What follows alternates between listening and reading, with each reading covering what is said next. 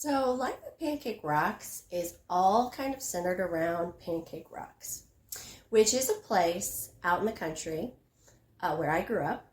And it's this small little creek bed. And in it is these just really cool rocks that are kind of stacked up on each other like pancakes, like giant stacks of pancakes. And you'll see on my blog and some other places on my social media, I post some pictures of them, especially with my son who's all over the rocks. He loves them. It's a place where it's out in the middle of the country on my family's farm, and it takes about an hour to kind of hike out there. If you're going really fast, it can take, a shorter time, but it's a little hike. Or you can ride four-wheelers. We used to ride four-wheelers out there, ATVs. And it was a place, as a child, when I was a little girl, we came across it, and it was flooded at the time. And it created this just huge kind of raging river that I have never personally seen. This is the Midwest. This is in Illinois. It's not like we have a lot of raging rivers everywhere. And so to me, it was just so unique and different to see this because just don't have them here in the Midwest. And it was so beautiful. And I loved it. And then we would go there all the time. And it most of the time it's dry or there's some water flowing, but it's not a lot. But just to see the rocks and to see all the different kinds of rocks and how they formed and then talk about the way the water worked, it was just so interesting to me. And I just felt a connection with it. And as I was older, it became a refuge in a way, a place where I could go to hike if I needed to think about things, go outside. Now I have, lung disease. So there's lots of times when I'm sick and not feeling good. And I remember hiking out there and coughing my lungs up and coughing everything else up too. And it just made you feel alive. It made you start to feel like there was something bigger than you. I think as a little child growing up, you can kind of gravitate toward that sometimes.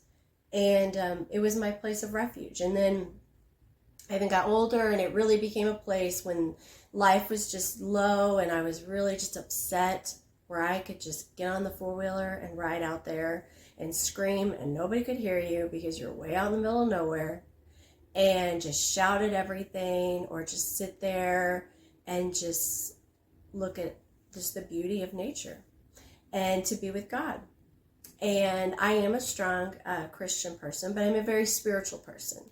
And it made me feel very close to the earth and nature. And I would just sit there and think of a lot of other things, what people were living like, what people were suffering through. It's one thing to sit there and say, well, you have this problem and you're suffering with this condition and it's horrible and it's bad. But then I sit there and thought, but what about the child that can't go out in the woods, that's stuck in the hospital? Being cystic fibrosis, you have lots of times where you're in and out of the hospital and you're getting antibiotic treatment. And you have to be in the hospital because they have to monitor you. And they have to do physical therapy on you. They have to make you cough, these chest compressions. That's used to be that you'd had this all the time. There's now a lot more inventions and more devices to help you get rid of these problems so that you don't have to do that as much. But we still, had to go in, and there's still patients now, they have to go in. We call them our checkups. I call it the checkup, the oil change. I have a blog all about my sinus oil change. That's a whole nother thing. But that's kind of what it was. It was honestly like a tune-up.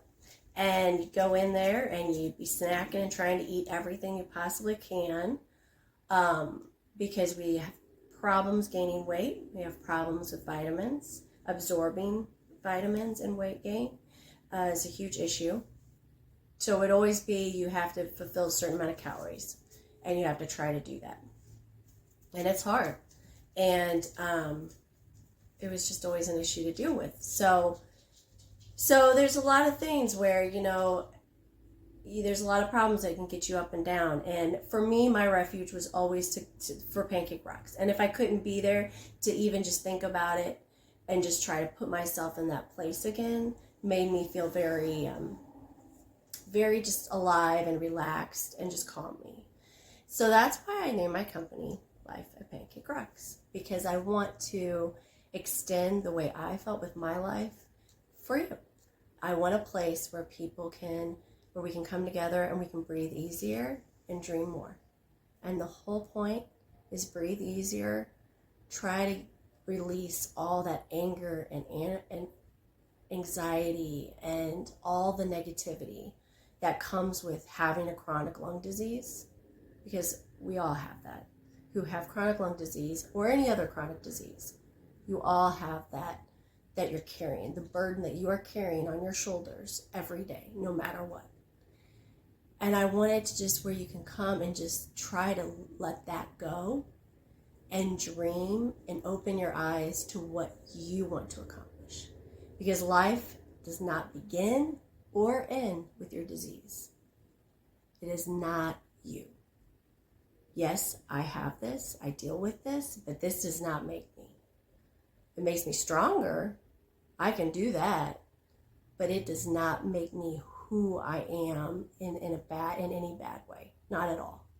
And if I had to say right now, if I could go back and if I could ask God to get rid of it and not ever be born with it, I don't know if I would do that.